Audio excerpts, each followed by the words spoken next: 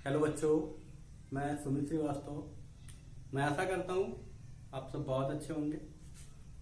आज हम आपके लिए गणित कक्षा 10 वास्तविक संख्या एक्सरसाइज 1.2 से संबंधित सवाल लेके आए हैं। इससे पहले वाली वीडियो में हमने 1.2 का पहला और दूसरा सवाल हल करवा दिया था। आज हम तीसरे सवाल पे चर्चा करेंगे। फिलहाल हमने कहा था वहां पे भी तीसरा सवाल आराम से लगा सकते हैं, लेकिन एक बार हम तीसरे सवाल का एक विकल्प बता दें, उसके बाद आप दोनों विकल्प लगा लेंगे। तो यह पहला तीसरा क्वेश्चन लिखा है, अभाज्य गुणनखंड विधि द्वारा निम्नलिखित पूर्णांकों के एचसीएफ तथा एलसीएम ज्ञात कीजिए। पहला सवाल दिया गया है 12, 15 और 21। इन तीनों का एलसीएम और एचसीएफ हमें ज्ञात करना है अभाज्य गुणनखंड विधि द्वारा। तो अभाज्य गुणनखंड विधि क्या होता है ये हमने कल ही बताया था। इनका अभाज्य गुणनखंड कर लेंगे तो हम ऐसे लिखेंगे 12 का अभाज्य गुणनखंड। यहाँ पे रफ कार्य देख लें, रफ कार्य 12 का गुणनखंड क्या होगा, 2 से कट रहा है, 2 छक 12, 2 से कट रहा है 3 और फिर 3। तो यहाँ पे क्या है 12 का गुणनखंड 2 गुणे 2 गुणे 3। तो यहाँ पे 2 गुणे 2 गुणे 3 होगा। और 15 का क्या होता है, 15 का होता है 3 गुणे 5 और फिर 21 का क्या होगा 3 गुणे 7। इसी प्रकार आप अभाज्य गुणनखंड इन दोनों संख्याओं का कर सकते हैं, यानी यहाँ पे कोई भी संख्या लिखी हो इसी प्रकार हम गुणनखंड कर सकते हैं। अब हम इसका एचसीएफ ज्ञात करेंगे। एचसीएफ क्या होता है, एचसीएफ होता है हाईएस्ट कॉमन फैक्टर, यानी महत्तम समापन। यानी कहने का तात्पर्य क्या है, एचसीएफ का तात्पर्य क्या होता है, एचसीएफ कहने का मतलब होता है वह बड़ी से बड़ी संख्या जिससे ये सभी संख्याएं पूर्णतः विभाज्य हो, वही होता है एचसीएफ। तो एचसीएफ क्या होता है, एचसीएफ हमने कल ही चर्चा किया था, जो इन सभी में उभयनिष्ठ हो, यानी सभी पदों में हो। तो यहाँ पे हम देख रहे हैं 12 में भी 3 है, 15 में भी 3 है और 21 में भी 3 है, और 3 के सिवा कोई और ऐसी संख्या नहीं है जो तीनों में हो। तो यहाँ पे एचसीएफ कितना होगा, 3 होगा। इसी प्रकार एलसीएम कैसे ज्ञात करेंगे, ध्यान दें। पहली चीज एलसीएम हम क्या जान ले क्या होता है, एलसीएम होता है लोवेस्ट कॉमन फैक्टर, यानी लघुत्तम समापवर्त इसे कहते हैं। यानी वह छोटी से छोटी संख्या जो इन संख्याओं से विभाज्य हो। यानी कहने का मतलब क्या है, देखिए अभी क्या हो रहा है, तुम बता रहे हैं 12, 15, 21, 12 का गुणनखंड, 15 का गुणनखंड, 21 का गुणनखंड जो इन तीनों में आया उसे केवल एक ही बार लिखेंगे। जैसे हम देखते हैं यहाँ पे 3 तीनों में है तो इसे केवल एक बार लिखेंगे। अब फिर देख रहे हैं यहाँ 2 है, ये 2 है, इन सब में नहीं है तब भी नहीं लिखा जाएगा। यानी वह संख्या जो सभी में है उसे केवल एक बार लिखना है, जो सब में नहीं है उसे भी लिखना है। तो गुणे 5 गुणे 7। अभी मान लीजिए यहाँ 2 था, यहाँ 2 होता, यहाँ भी 2 होता। मान लें एग्जाम्पल के तौर पे ये 2 लिखा है, तो ये दोनों में 2 है, इसे केवल एक ही बार लिखेंगे। ये नहीं कि यहाँ 3 बार लिखना है, नहीं, ये दोनों 2 है, केवल एक ही बार लिखेंगे। ये 2 भी लिख लेंगे। फिलहाल ये नहीं है तो हम इस पर चर्चा नहीं कर रहे हैं। अब इनका गुणा क्या होगा, 3 दूनी 6, दूनी 12, 5 60, 7 7 42, 420। अभी हमने एलसीएम क्या कहा, वह छोटी से छोटी संख्या जो इससे पूर्णतः विभाज्य हो। अब देखो 420 जो है 12 से डिवाइड हो रहा है या नहीं, 420 12 से भाग करें, 12 3 36, 6 0, 12 5 60, पूर्णतः कटा। 15 से ऐसे डिवाइड करेंगे इसे, 420 बटे 15, तो 15 दूना 30, 12 0, 15 8 120, पूर्णतः कट गया। इसी प्रकार 21 से डिवाइड करेंगे तो 20 आएगा, 420 बटा 21 यानी 20।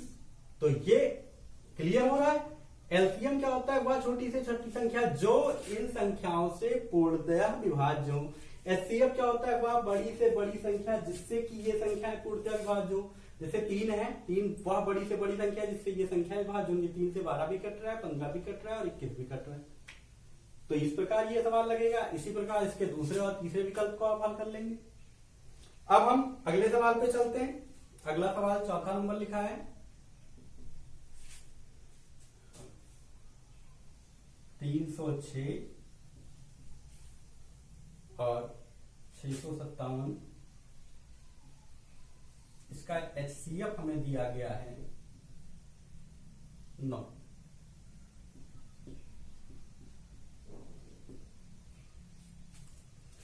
हमें ज्ञात करना है एलसीएम। क्या ज्ञात करना है इसका, एलसीएम। 306 और 657, ये हमें एलसीएम इसका ज्ञात करना है। तो बहुत आसान तरीका होता है, एक सूत्र है, इस पे ध्यान देंगे, जो हमने कल लिखाया था। दो संख्याओं का गुणनफल बराबर एलसीएम इंटू एचसीएफ। अब आप इसे ये लिख दें दो संख्याओं का गुणनफल, या ऐसे लिख दें पहली संख्या गुणे दूसरी संख्या, पहली संख्या गुणे दूसरी संख्या, ये भी लिख सकते हैं। तो अब यहाँ पे 306 पहली संख्या है, 657 दूसरी संख्या है, एचसीएफ 9 दिया गया, एलसीएम ज्ञात करना है। आप इस सूत्र की सहायता से ज्ञात कर सकते हैं। जैसे मान लीजिए एलसीएम ज्ञात करना है तो एचसीएफ से गुणा रहा है, इधर आके भाग हो जाएगा। तो क्या हो जाएगा, पहली संख्या गुणे दूसरी संख्या बटे एचसीएफ बराबर एलसीएम। तो इसी तरीके से अगर हमें एचसीएफ ज्ञात करना होता तो एचसीएफ यहाँ पे रोक लेते, एलसीएम से भाग कर देते। अगर पहली संख्या ज्ञात करना होता तो पहली संख्या बराबर क्या हो जाता है, एलसीएम इंटू एचसीएफ, दूसरी संख्या से गुणा हो रहा है, इधर आके भाग हो जाता बटे दूसरी संख्या। तो इसी प्रकार जो भी संख्या आपको फाइंड करनी है या एलसीएम या एचसीएफ ज्ञात करना है, इसी तरीके सूत्र बना लेंगे। तो हमें एलसीएम ज्ञात करना है किसका, 306 और 657 का। तो यहां पे क्या होगा, पहली संख्या गुणे दूसरी संख्या यानी 306 गुणे 657 बटे एचसीएफ, एचसीएफ कितना दिया गया है 9 से इसे डिवाइड कर दो।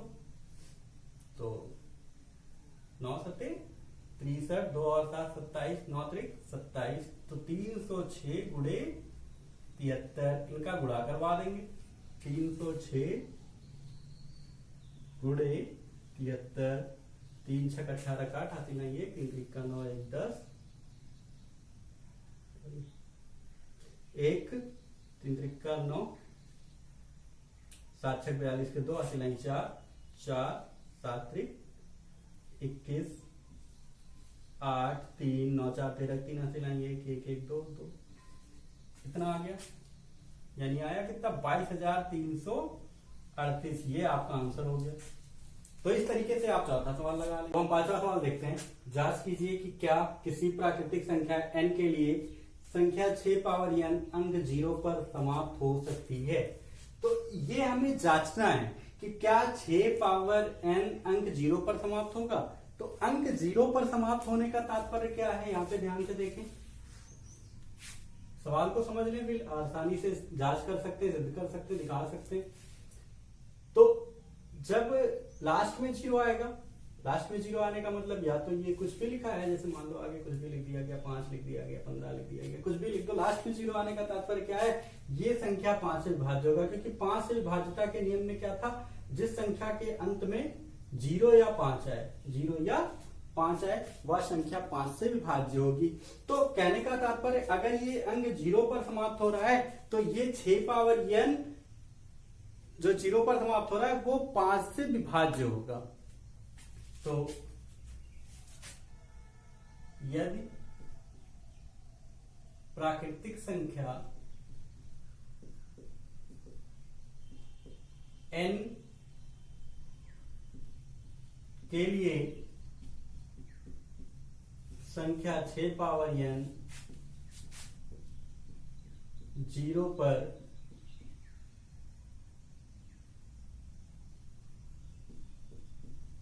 अंक 0 पर समाप्त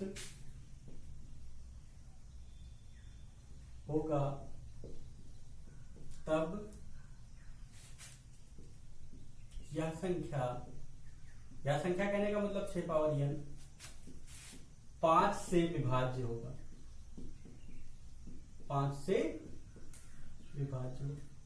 अब इस पे एक बात फिर से ध्यान दें, यदि प्राकृतिक संख्या n के लिए संख्या 6 पावर n अंक 0 पर समाप्त होगा, तब यह संख्या 6 पावर n यानी ये 5 से विभाज्य होगा। अगर ऐसा है तो 5 से विभाज्य, 5 से विभाज्य या यह संख्या 5 से विभाज्य तब होगा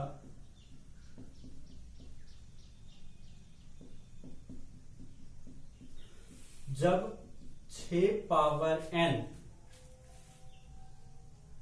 का एक अभाज्य गुणनखंड 5 हो। एक अभाज्य गुणनखंड 5 हो। अब यहां पे एक बार फिर से देखते हैं, यह संख्या कहने का मतलब 6 पावर n 5 से विभाज्य तब होगा। यह संख्या कहने का मतलब 6 पावर n, यह संख्या यानी 6 पावर n 5 से विभाज्य तब होगा जब 6 पावर n का एक अभाज्य गुणनखंड 5 हो, और यह संभव नहीं है।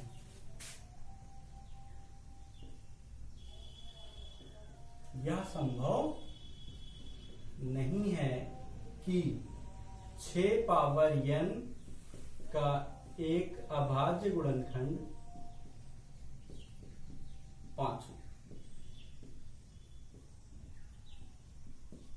क्यों संभव नहीं है, इसे भी देख लें। भाई हमने कह दिया संभव नहीं है, लेकिन क्यों संभव नहीं है? क्योंकि 6 पावर n को हम 6 का गुणनखंड क्या होगा, 2 गुणे 3 की पावर n। n की मतलब कोई भी संख्या हो सकता है, n कितनी भी बार लिख सकते हैं। तो n हम ऐसे लिखते हैं, इसे इसका गुणनखंड हमें लिखना है तो क्या लिखेंगे, 2 गुणे 2 गुणे 2, ऐसे ऐसे करके n बार। फिर गुणे 3 का भी यही लिखेंगे, 3 गुणे 3 गुणे 3, ऐसे ये भी n बार ही होगा। n कहने का मतलब क्या हुआ, जैसे अगर यहाँ पे 10 है तो 2 को ऐसे 10 बार लिखेंगे और 3 को ऐसे 10 बार लिखेंगे। तो यहाँ पे केवल 2 और 3 आ रहा है, 5 नहीं आ रहा है। तो ये स्पष्ट हो रहा है कि 6 पावर n का एक अभाज्य गुणनखंड 5 होना संभव नहीं है, क्योंकि यहाँ पे 6 पावर n का अभाज्य गुणनखंड केवल 2 और 5 होगा।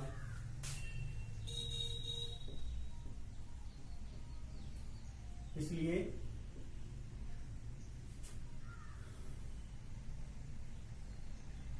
यह सत्यापित हुआ कि 6 पावर की किसी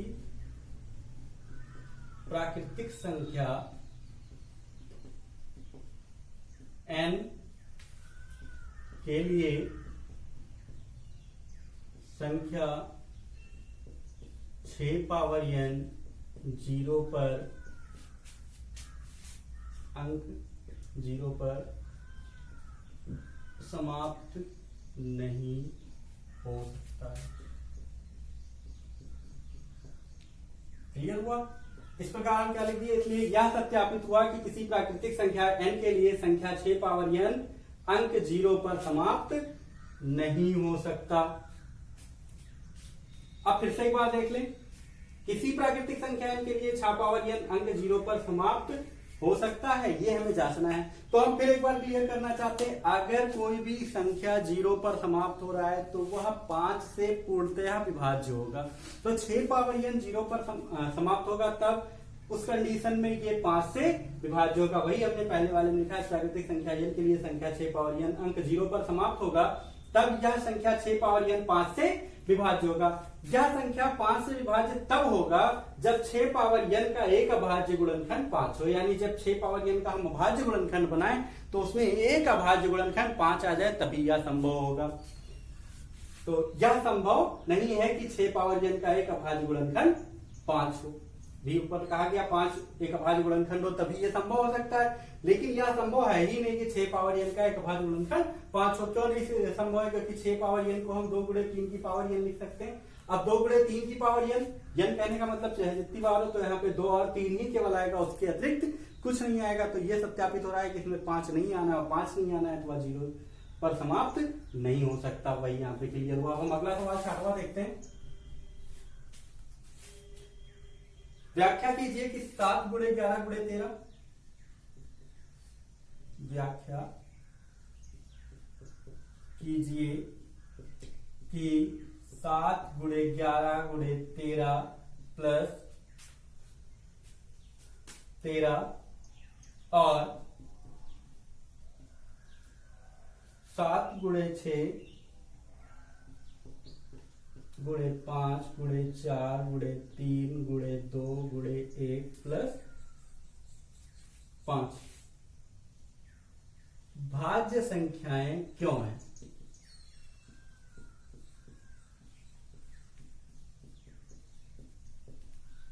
ये हमें व्याख्या करना है। हल कैसे करेंगे इस पे ध्यान दें। यहां पे पहली संख्या लिखी है 7 गुणे 11 गुणे 13 प्लस 13। यहां पे हम देखते क्या है, यहां 13 जो है दोनों पदों में आ रहा है, 13 दोनों में आ रहा है, कॉमन ले लेंगे। बचा क्या 7 गुणे 11 प्लस 1, तो यहां पे होगा 13 गुणे 11 से 77 और 1 78। तो अब यहां पे भाज्य संख्या के बारे में हम बता दें।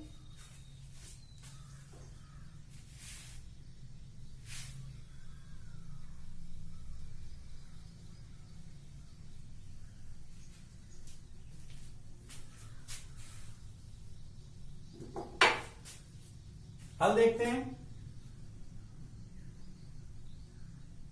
7 गुणे 11 गुणे 13 प्लस 13, यहां 13 वैनिस्ट हो रहा है, बचा क्या 7 गुणे 11 प्लस 1, तो यहां होगा 13, 11 से 77 1 78। अब भाज्य संख्या पे चर्चा करते हैं। भाज्य संख्या किसे कहते हैं, क्योंकि ये हमें व्याख्या दिखा के करके दिखाना है कि ये संख्याएं भाज्य हैं। भाज्य क्या है, भाज्य संख्या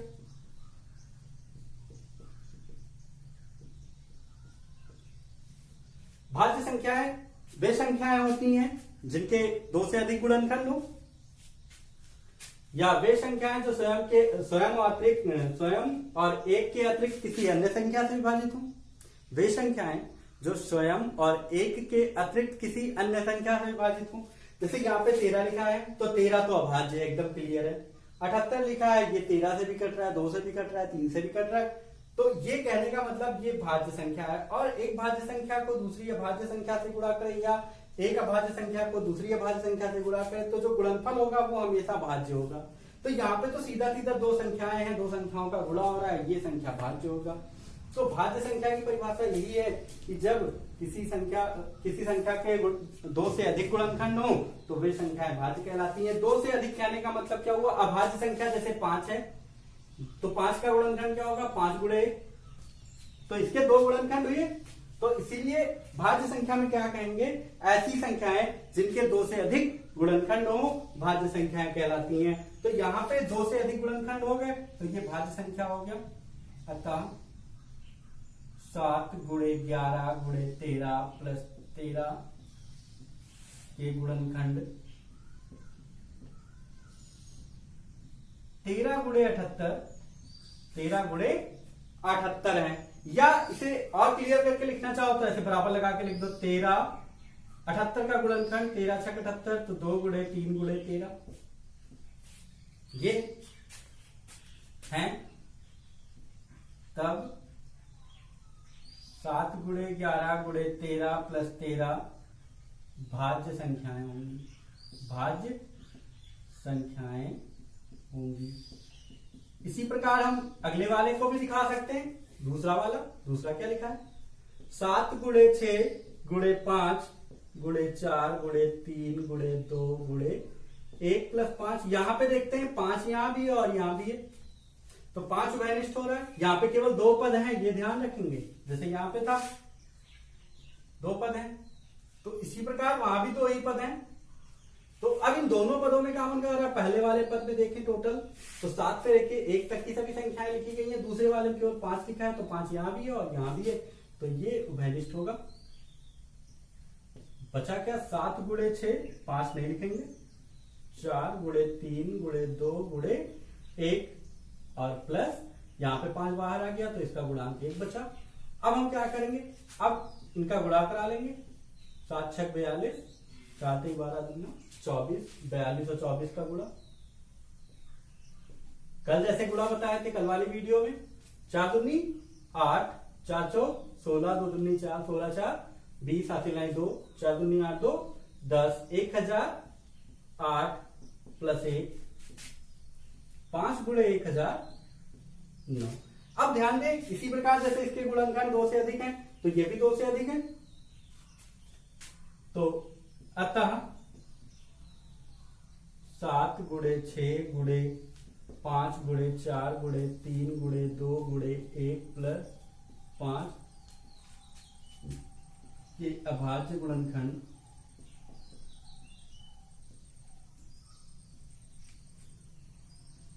5 गुणे 1009 है, तब यह संख्या भाज्य होगी। इस प्रकार आपका ये सवाल कंप्लीट हुआ। इसी प्रकार के अगर अन्य किसी किताब में सवाल है, भाज्य संख्या दिखाना है, तो इसी प्रकार हम दिखा सकते हैं। कुछ अगर कॉमन हो रहा है तो कॉमन लेके तो दिखा देंगे इसी प्रकार, और सिद्ध हो जाएगा कि वो संख्या क्या है, भाज्य है।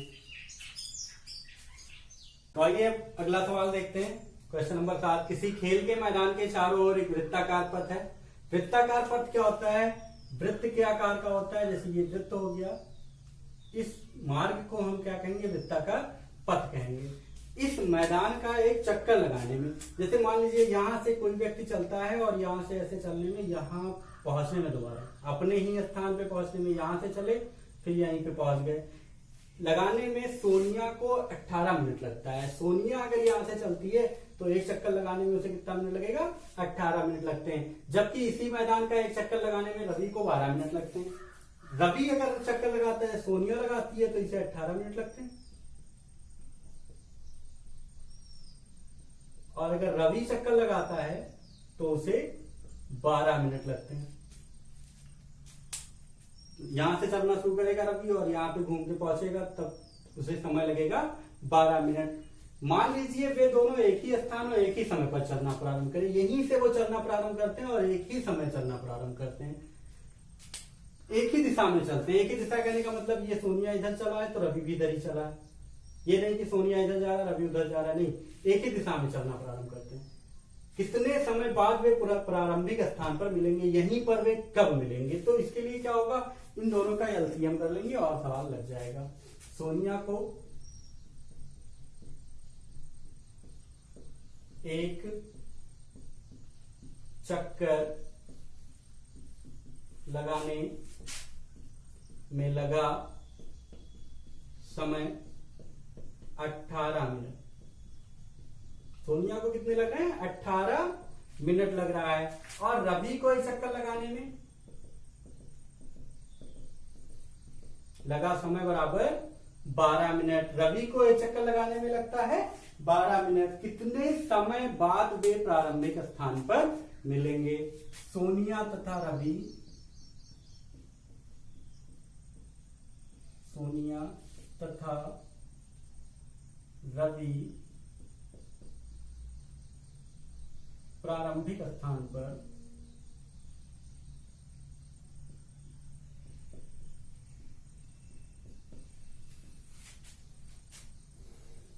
एक साथ मिलेंगे। कब मिलेंगे,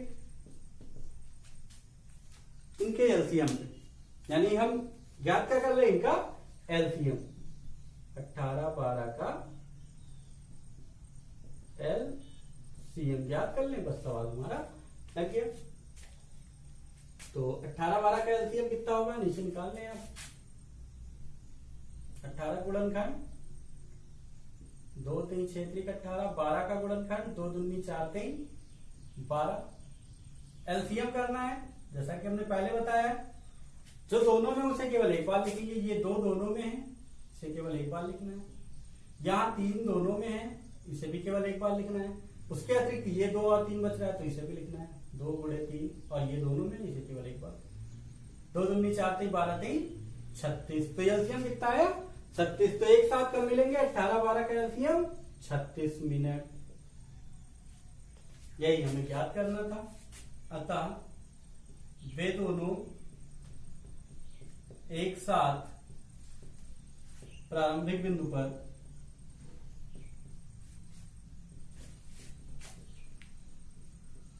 छत्तीस मिनट बाद